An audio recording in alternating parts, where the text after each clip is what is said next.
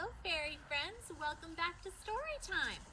I bet you didn't know that there's another holiday coming up this week. Very soon it will be Easter, and who's excited to be visited by the Easter Bunny? I love bunnies, and even more than that, I love magic bunnies. But who here knows the story of the Easter Bunny? Well, for those of you who don't, I'm about to share with you the story of the Easter Bunny by Sheila Black. Settle in, this is a long one. Chapter 1, Early. Once upon a time, there was a little rabbit named Early. He lived with his mother, father, and 3 brothers, Quicksilver, Clover, and Acorn, in a cozy rabbit hole at the top of a grassy hill. Early had been given his name because he was born just before dawn one Sunday morning. He had been born too early, too. He was a runt, his mother said. One of his paws turned inward just a little, so that instead of hopping straight ahead, he zigzagged from side to side. He was by far the slowest of his brothers. Quicksilver could run faster than the wind. Clover was strong and could pull carrots out of the ground quicker than the blink of an eye. Acorn, the oldest, was clever. He knew all sorts of useful things, such as where to find lettuce and how to tell which way the wind was blowing. But Early was just Early. His brothers used to say that he should have been called Late.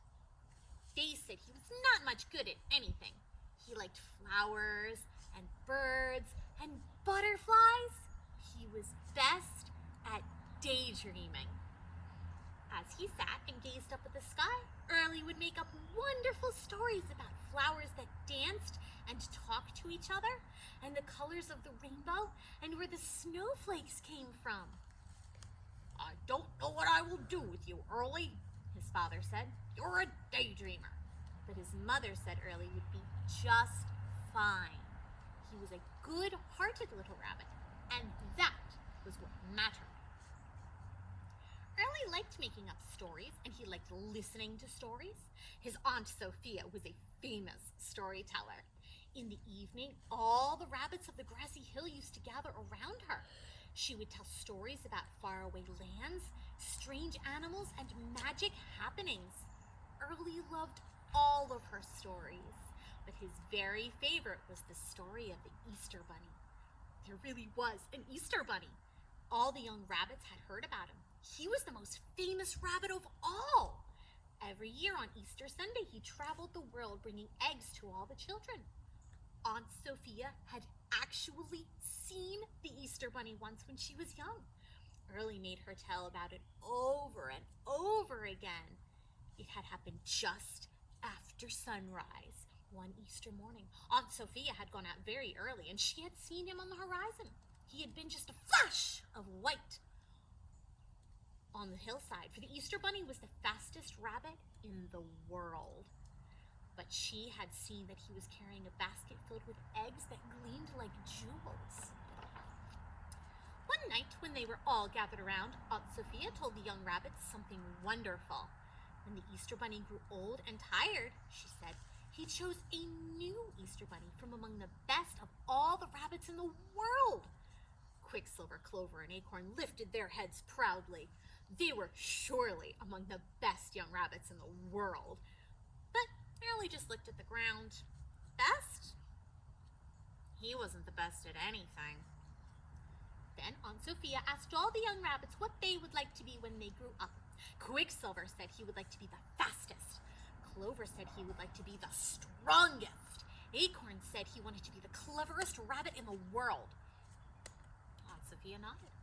She turned to Early and asked, "What about you?" Early's ears turned pink. I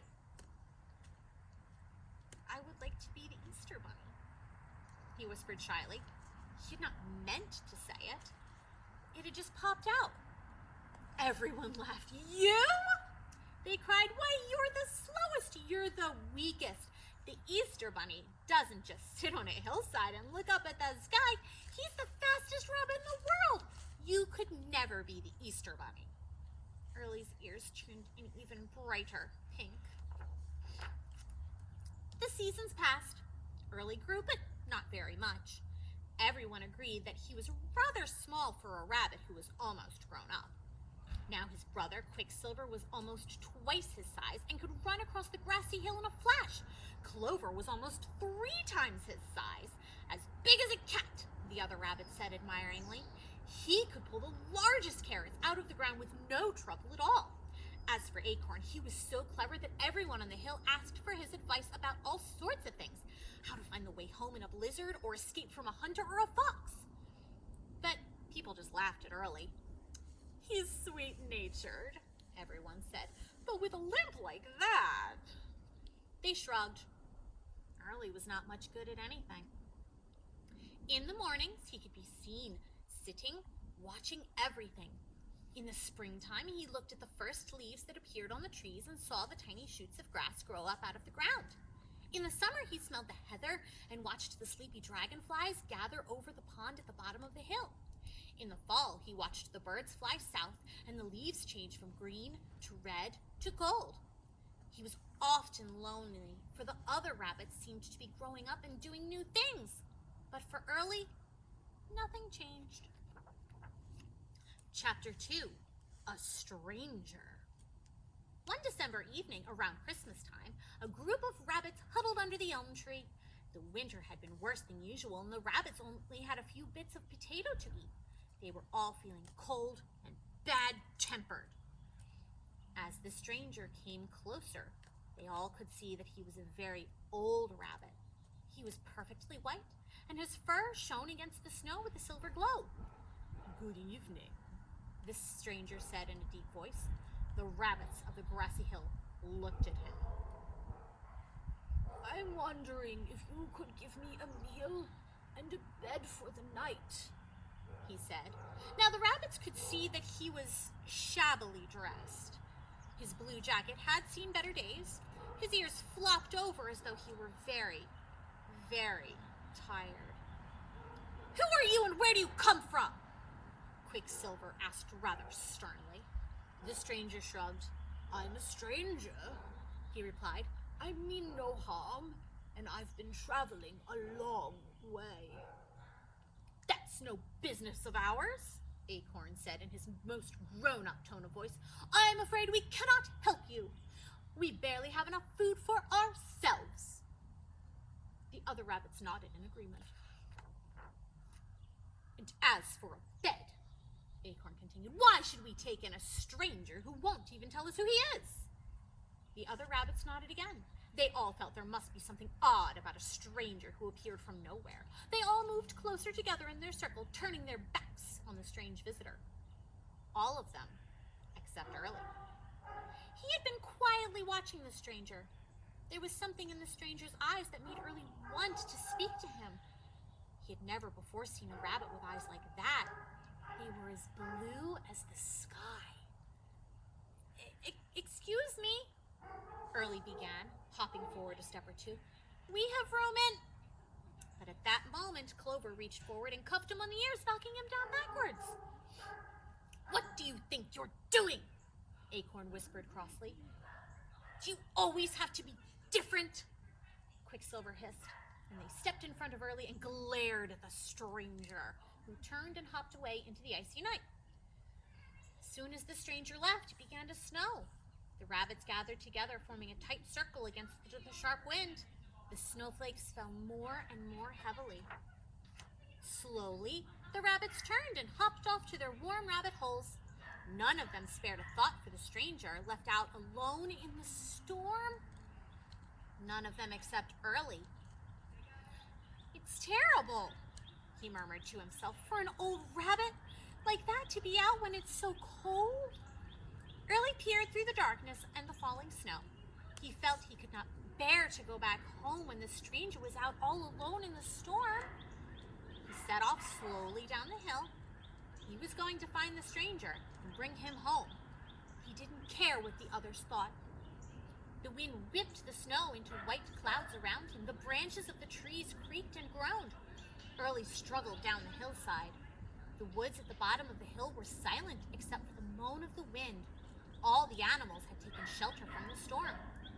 Early hopped along as quickly as he could. The snow was falling so hard that he began to wonder how he would ever find the stranger. He kept going. He had never been so far from home before, not alone. He looked around, but none of the trees looked familiar. He was sure he was lost in the terrible storm.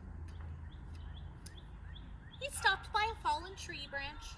He was shivering and his fur was stiff and icy. "I'll never find the stranger," he murmured to himself. "And how will I ever find my way home?" Just then, he thought he saw something move across the snow. "Hello?" he cried. "Hello! Hello!" He thought he could hear an answering cry. Then he saw a pair of eyes moving toward him. The eyes drew closer. Early ran forward as fast as he could. It was the old rabbit, the stranger, and he was shaking with cold. "It's you!" Early cried. "I've been looking for you everywhere." Early was not certain that he would be able to find his home again, but with the stranger beside him, he just seemed to know the way. They went slowly through the storm to the warmth and safety of Early's rabbit hole. Early slept near the door and let the stranger have his bed. When he woke up the next morning, Early ran to his bedroom to see if the stranger was still there, but he had gone. Early asked his brothers about the stranger, but they just stared at him. "You know he left last night," they told him. "Why would he have come back again?" They did not know that Early had brought the stranger back to the rabbit hole. Early did not understand why the stranger had left without saying goodbye. Sorrowfully, he went back to his room. He pushed open the door. There, on the freshly made bed, he saw a small package wrapped in brown paper. "To Early," he read on the card, "from a friend." He tore the paper off the package. Inside was a small egg made of green stone. The color was deep and fresh like the first spring grass. The green egg glinted in the light. Early did not want to tell anyone about the stranger's gift, yet gave him a special feeling that was his alone. Carefully, he wrapped it up again and hid it under his mattress. Sometimes when no one was around, he would take it out and look at it.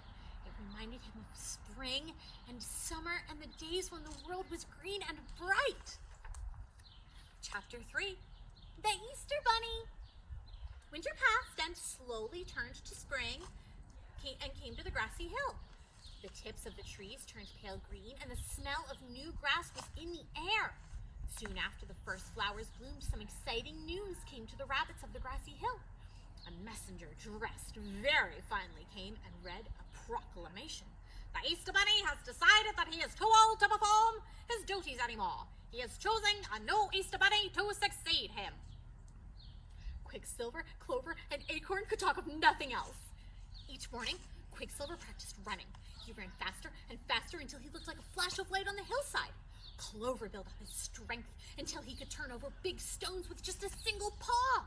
Acorn spoke to all the wise old rabbits. He was trying to improve his knowledge so that he would be the cleverest young rabbit in the world. Early, however, just continued to be polite and to offer help wherever it was needed. When his work was done, he sat under the elm tree and made up stories. Sometimes the younger rabbits asked him to tell them his stories, which they loved. And though he was still rather shy, he did. He hoped that one of his brothers might be the new Easter Bunny. They were so talented, he was sure one of them would be chosen. March came, and then April. Quicksilver could outrun all the other rabbits, even ones from the next hill. Clover was without question the strongest rabbit around, and everyone agreed that Acorn was awfully clever. Any one of them would certainly make a good Easter Bunny, the rabbits of the hill said proudly. No one thought of Early.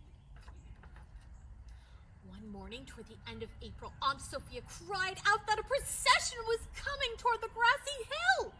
As all the rabbits gathered and looked on, a group of finely dressed rabbits came climbing up the hill. At their head was a very noble rabbit indeed. The rabbits of the hill whispered to each other that it could be none other than the Easter Bunny himself. His silver-white fur gleamed in the sunlight.